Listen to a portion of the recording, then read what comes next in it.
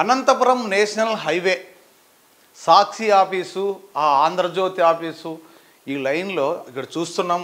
ఆవులు అసలు పట్టపగులే అక్కడ ఆవులు నడి రోడ్డు పైన వస్తుంటే లారీలు వెహికల్స్ స్పీడ్గా వచ్చేసి గుద్దేసి వెళ్తే అవి నిజంగా ప్రాణం పోలేక అవి అక్కడ ఏం చూడండి, ఇక్కడ వచ్చి వేరే వాళ్ళు నీళ్ళు దాపిన కొన్ని క్షణాలకే ఈ ఆవు కూడా చనిపోయింది. మళ్ళీ దీన్ని పట్టుకొని పక్కకి వేసేసి ఆల్రెడీ ఒక ఆవు చనిపోయింది.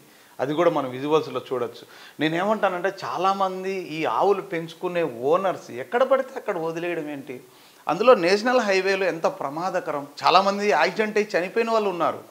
ఇదే అనంతపురానికి సంబంధించిన ఒక కుటుంబం ఒక ఎనుము సడన్గా దూరడం వల్ల బెంగళూరు నుంచి వచ్చే కారుకు గుద్ది మొత్తం ఫ్యామిలీ కూడా చనిపోయిన సందర్భం కూడా ఉంది. వీళ్ళపైన కేసులు ఎందుకు పెట్టరు అధికారులు? ఖచ్చితంగా నేషనల్ హైవే ఈ ఆవులు ఎవరైతే ఇలా ఎక్కడ పడితే అక్కడ వదిలేస్తారో వాళ్ళని పిలిపించి వాళ్ళని మందలించాలి. ఫస్ట్ 1-2 సార్లు వార్నింగ్ ఇవ్వండి.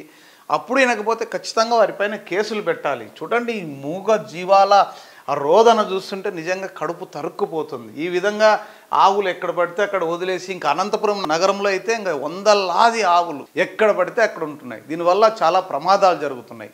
కనీసం ఇప్పటికైనా దీనిపైన సంబంధిత అధికారులు ఎవరైనా చర్యలు తీసుకోవాలి. ఇలాగ నేషనల్ హైవే పైన ఎటువంటి పరిస్థితుల్లో రాకుండా అక్కడికి కూడా అక్కడక్కడ బార్కేడ్లు లాంటివన్నీ పెట్టారు. అయినప్పటికీ కూడా కొన్ని చోట్ల తొలగించారు. ఆ దారులు ఉన్నాయి. దానివల్ల ఈ ఆవులు రోడ్డుపైకి వస్తున్నాయి. రోడ్డుపైకి వచ్చి ఇలా చనిపోయినప్పుడు నిజంగా చాలా బాధ వేస్తుంది.